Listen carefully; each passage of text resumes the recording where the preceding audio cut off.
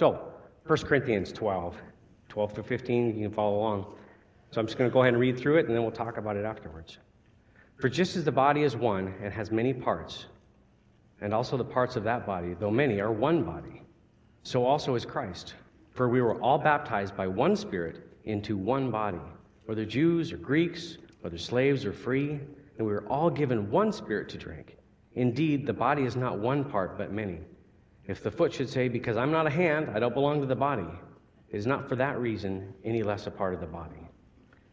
And if the ear should say, because I'm not an eye, I don't belong to the body, it is not for that reason any less a part of the body.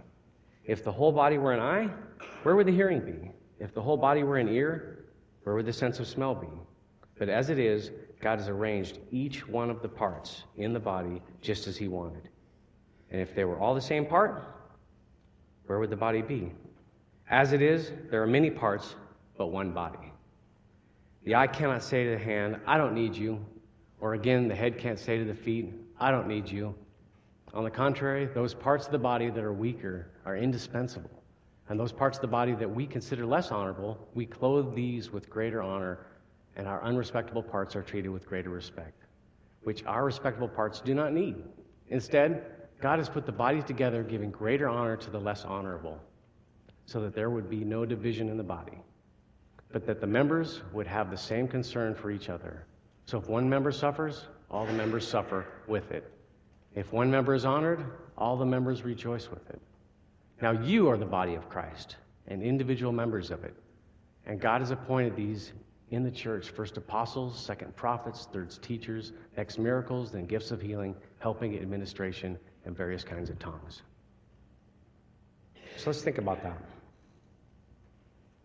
Who are we? All right, we know who we are individually. Who are we together? What does God call us to do and to be as the church? All right, so that first one, and I'm jumping to the end there because I like that to start, but you are the body of Christ, right? And individual members of it. You, all of us. And God's appointed these in the church. So, and there's that linkage, right? So, okay, we're the church, right? I get that. We're the body, we're the church. Now, I'll be honest with you, this body thing is kind of a weird metaphor, right? It really is weird when you start pulling it apart. I've been listening to a couple guys talk about when you find something weird in the Bible, dig deep, right? Because there's something important there. But I feel like sometimes we don't want this kind of metaphor. We want something else, right? We want like an army, right? We've got that piece of it. I can understand that. We want a business unit, right? Where I work, I can understand how that functions, and I can see how that does, and I can understand my place and part in that. I don't know, a football team, right? They didn't have football teams back then. Either kind, I think. No, anyway, I'm not going to make any South American, jokes of the head soccer. Yeah, no. Okay, anyway, so soccer is a very long sport, but we want to put that into some form of metaphor that we can understand in a way that involves how we interact with other people. And God didn't give that to us. God gave us this body analogy. And it's kind of a little weird because, I don't know, I mean, I didn't choose the people I hang out with.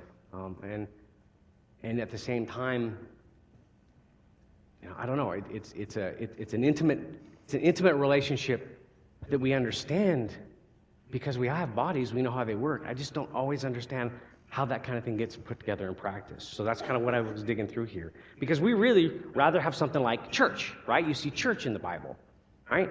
And we've kind of defined what church means in ourselves, right? And it's a structure, it's an organization, it's the building. You see how we use this in practice. In fact, when you go back to the Greek, ecclesia, it's an assembly, it's a congregation, right? It's a group of people. And this word was commonly used, it represented kind of the governing body of Greece, right? The old Greek government is they had this assembly where the people formed together. So it doesn't mean the building, and it doesn't mean kind of the way we put it in practice. It means the community, the assembly, the group of people. When you see that word, it's almost always ecclesia, and it's translated as church, but it's really more assembly and congregation. If we want a word that means the building where we meet in, or the organizational structure we're in, we got ecclesiasterion, right? So the Greek people right now are rolling in their graves. Sorry about that. But that's where the place where the ecclesia in Greece met, right? There was a word for that. So it's something more than that, okay? So, why should I care, right? You're playing with words. I mean, We're the church that meets in this building. We're an assembly that meets in this thing we can call a church. Why do I care? In fact, something I came across just recently, 2 Timothy 2:14. Remind them of these things and charge them before God not to fight about words. This is useless and leads to the ruin of those who listen. Right? So am I fighting about words here? Well, so why is this important? Right? It's important because if we think of this gathering as the church here, we begin to think of it as a scheduled time where we get together as a group, as a body. And that's not the metaphor that the body gives us, right? We don't assemble the body once a week or periodically to do the function, right? The body is us. And wherever you go, and there are other believers with you, or other members here that you know, wherever you go, the body's in session. Right? It's not a scheduled time. I'm not late for church, right? I mean, we're the body. Because there are things that God calls us to do that if we think of it as the only time, sometime when we schedule coming here, whether it's Sundays or any other day of the week, we're not going to be able to accomplish those same things in the way that we did if we lived and breathed them daily. Hebrews 10, right? Let us watch out for one another to provoke love and good works, not neglecting to gather together as some are in the habit of doing, right? That verse has always been used, traditionally in this form of, going to church, right? But encouraging each other, right? And all the more as you see the day approaching, right? And some of the encouraging, I got encouraged this morning and I needed it, but that happened in an environment that wasn't necessarily right here what we're doing in this moment, right? And when should we encourage each other, right? Hebrews 3. Watch out, brothers and sisters, so that there won't be in any of you an evil, unbelieving heart that turns away from the living God, but encourage each other daily, right? And those functions aren't going to happen if we continue to think of the body and the church as this thing that we schedule and come together and do. It's us 24/7, right? Well, it's still called today so that none of you is hardened by sin's deception. And that's the reason why. That's why we need that encouraging and exhorting daily. I need it. Might be you need it too.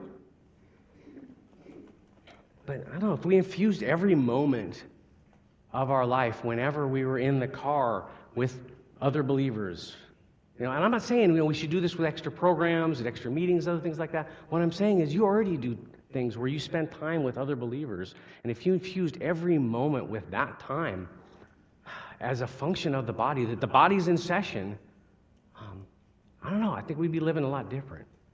And in those times when I've been able to grab onto little bits of that and do that, whether it's at work, in the field, with the family, thinking of that as a body ministry and a body activity, it changes what I do, it changes who I am, it changes our identity, right, to something other than the people I happen to sit next to once in a while on a Sunday or on a Wednesday or on a Tuesday.